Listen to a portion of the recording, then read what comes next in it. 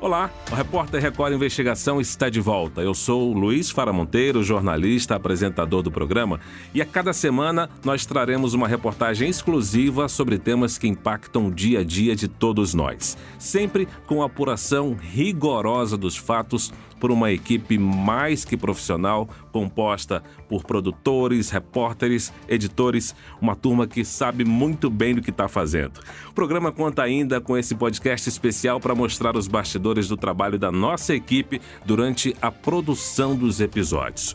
Na estreia, nós investigamos um crime que não está previsto no Código Penal brasileiro, mas que abala famílias, principalmente nas periferias de todo o país. É o desaparecimento forçado de pessoas depois de abordagens policiais. E você vai conhecer pais que fazem o papel do Estado e da polícia na busca pelo paradeiro dos filhos. Aqui no estúdio comigo está a repórter de investigação e pauta Gisele Barbieri, que viajou pelo Brasil e gravou depoimentos fortíssimos sobre esse tema. Olá, Gisele, tudo bem? Seja bem-vinda. Olá, tudo bem? Obrigado pelo convite. Ô, Gisele, você viajou por diferentes estados do país, você esteve no Pará, em Santa Catarina, no Amazonas, para mostrar histórias que, no fim, são muito parecidas. Como é que você percebe que as pessoas reagem ao chamado desaparecimento forçado? Primeiro, as pessoas têm o desconhecimento do que é o desaparecimento forçado. E a segunda reação, mais presente em todos os casos, é o sentimento de injustiça. As famílias não conseguem ver a justiça sendo feita no caso dos seus filhos. Então, há esse sentimento de inconclusão dos casos. As pessoas acreditam que não existindo um corpo, não existe o crime. E essa é a raiz do problema do desaparecimento forçado. Esse sentimento que causa nas famílias de impunidade, de que nada é solucionado e que os autores desse crime não serão punidos. Quer dizer, esse desaparecimento traz uma agonia muito grande aos parentes, né? Você vê ali que o seu ente está desaparecido, você não sabe se ele morreu, se ele está longe, se ele está procurando ajuda, se ele está precisando de alguma coisa. Eu acho que isso traz uma agonia muito grande às famílias, né? Sim. A ausência do luto, do direito de enterrar o corpo do próprio filho, é uma dor gigantesca para essas famílias, né? Hoje, essas famílias têm certeza da morte de seus filhos, mas não sabem a localização do corpo. E é essa dor que motiva essa luta por justiça, pela verdade. O que o tema forçado diferencia daquele desaparecimento normal? Uma pessoa que vai sair de casa, vai se aventurar e que não avisa nada, está desaparecida. O que significa o tema forçado nessa expressão que a gente ouve muito pouco e, como você disse, não está tipificada no Código Penal, desaparecimento forçado? O que nos chamou a atenção para essa pauta, para começar, é que no Brasil o número de pessoas que desaparecem diariamente é muito grande. Então, existe uma estatística aí que de 75 mil pessoas por ano desaparecem. O desaparecimento forçado é um tema delicado porque envolve agentes do Estado. Então, é bom a gente explicar o que é esse desaparecimento. Porque o desaparecimento em si, no Brasil, uma pessoa desaparecer não é um crime. Ele só passa a ser investigado, tem um inquérito, quando existe a possibilidade de um crime, de um sequestro, de um homicídio, de um latrocínio, crimes inclusive que são crimes hediondos, graves. Só que no desaparecimento forçado, esse desaparecimento acontece por meio de agentes do Estado, por meio da força direta ou indireta de um agente do Estado, ou seja, um policial, seja ele militar, civil, federal, algum agente do Estado desaparece com aquela pessoa durante o seu trabalho. Essa é a principal problemática do caso, porque não existe a tipificação hoje no país. Então, ele fica no limbo. Quando essa pessoa é desaparecida e o corpo não localizado, não se torna um crime grave, porque não há localização do corpo, então não tem como acusar por homicídio. A ideia do programa justamente foi essa, explicar para as pessoas o que é o desaparecimento forçado, porque isso remete, na verdade, às ditaduras, e explicar que o Brasil já deveria tipificar esse crime. Com a tipificação dele, nós teríamos penas aí de até 30 anos para esses casos, que hoje não acontece. Por isso a sensação de impunidade, porque se descobre os autores, que são agentes do Estado, que são pagos para garantir a segurança dessa população, dessa família, dessa vítima, e desaparece com ela por meio dos mecanismos do Estado. Eu vou entrar nesse ponto daqui a pouquinho com mais profundidade, Gisele, mas antes, assim, quanto tempo, então, dura a pesquisa, a pauta e a produção de um programa como esse, mais ou menos? Para você ter uma ideia, esses casos eu acompanho desde 2021. Então, a gente está contando a história de 3 casos que aconteceram em 3 estados diferentes. 2 deles aconteceram em 2021, um em 2016. E de lá para cá eu tenho acompanhado a investigação e o drama dessas famílias. Isso nos garantiu ter um conjunto probatório, um conjunto de informações importantes para trazer, porque a gente acompanhou ao longo desses últimos anos a evolução do processo, da investigação e da conclusão dos casos. E cada um deles teve uma conclusão diferente, mesmo eles sendo tão parecidos. Todas as vítimas do nosso programa desapareceram após uma abordagem policial. Todos foram abordados por policiais que estavam fardados, utilizando carro do Estado, arma do Estado, dentro do horário de serviço e desapareceram com essas pessoas. O que difere esses casos da maioria que acontece por aí hoje é que eles tinham um circuito de segurança que registrou o momento da abordagem. Quer dizer, uma pauta como essa, a gente vê o programa, muitas vezes não percebemos isso, né? A gente não faz ideia. Mas uma pauta como essa nasceu há mais de um ano, né? Então, assim, isso é um detalhe muito interessante. Agora, Gisele, você falou de uma problemática que é o desaparecimento forçado não tem tipificação criminal.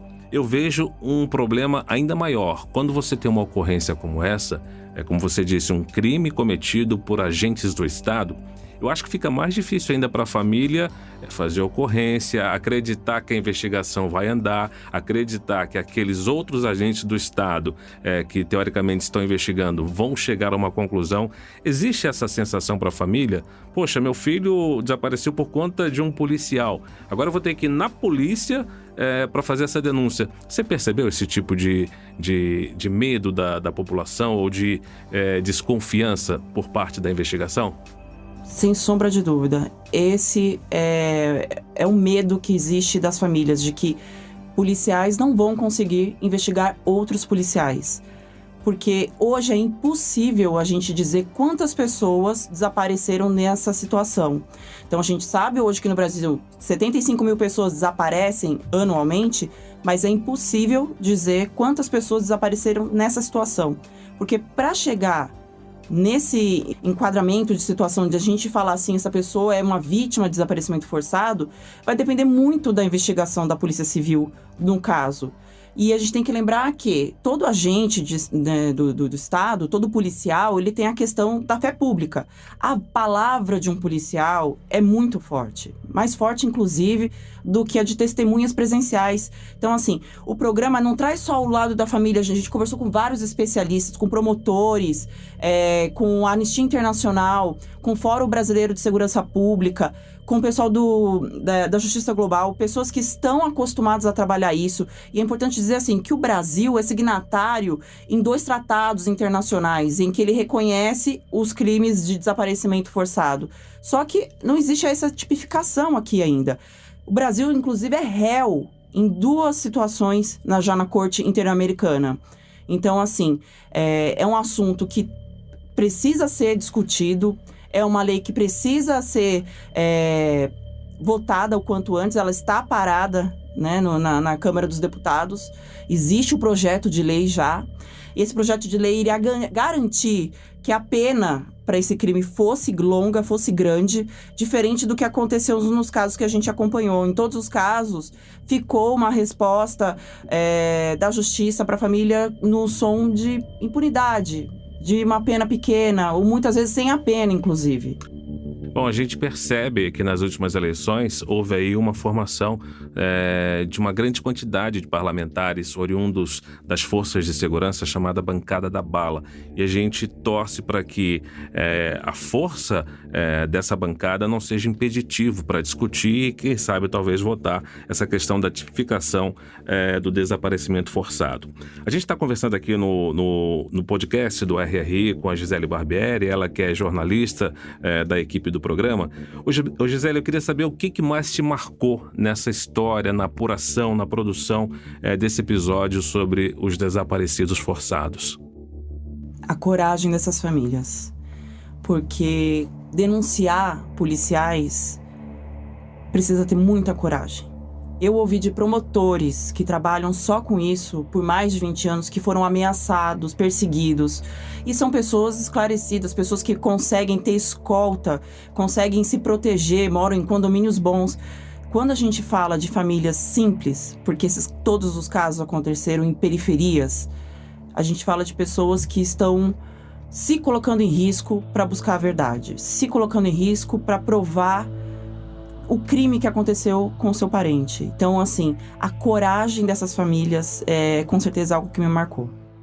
Isso é muito importante, porque quando a gente fala de polícia, a gente não está generalizando, mas como em todas as áreas, dentro da polícia existem aqueles maus policiais. E é importante que esses agentes de investigação, promotores, delegados, tenham todo o apoio para não sofrerem essa intimidação e fazer uma investigação profunda e trazer uma resposta às famílias. A gente viu uma cena no programa, Gisele, muito marcante, que foi quando você se emocionou ao ver a mãe de uma vítima chorando o desaparecimento do filho. Como é que foi essa cena? Explica para quem não assistiu ainda e o que você sentiu naquele momento.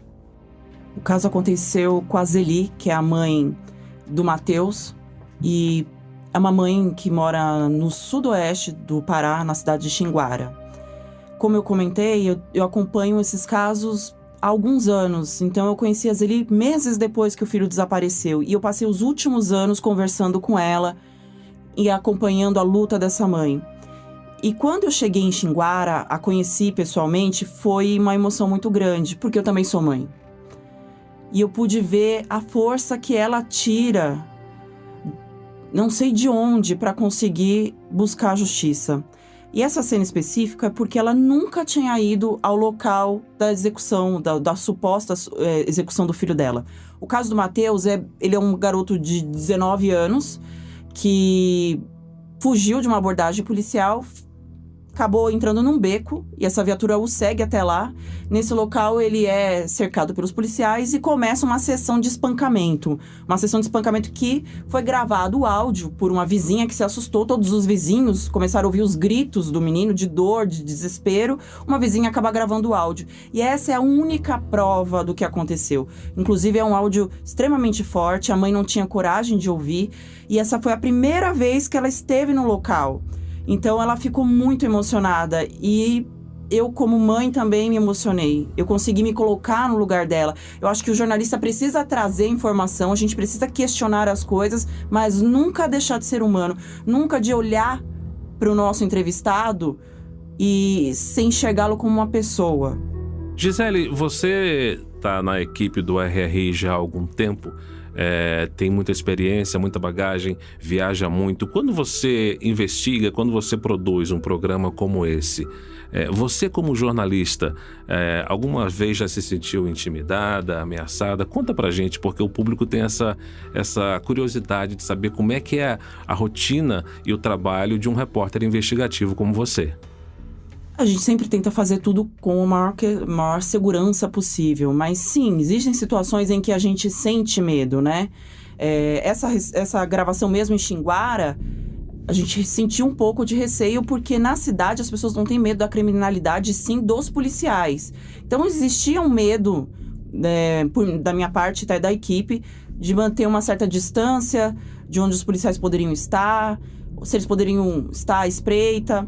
Então, a gente realmente vai até locais, né, que se coloca não em perigo, mas é que a gente precisa ir nesses locais, trazer a informação, sempre preocupado em manter a segurança, mas acontece. Então, já teve situações também no Pará, onde eu fui gravar sobre garimpo ilegal.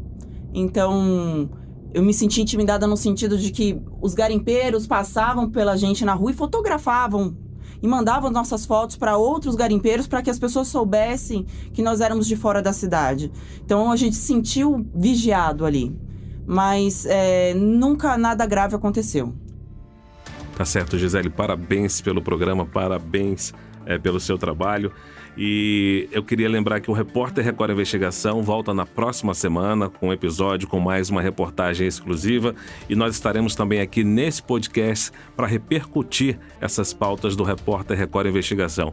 cuja temporada 2024 já começou, está disponível no Play Plus e nas nossas plataformas digitais. Você que ainda não é assinante do Play Plus, não perca tempo, corra lá e assine para ter acesso ao Repórter Record Investigação.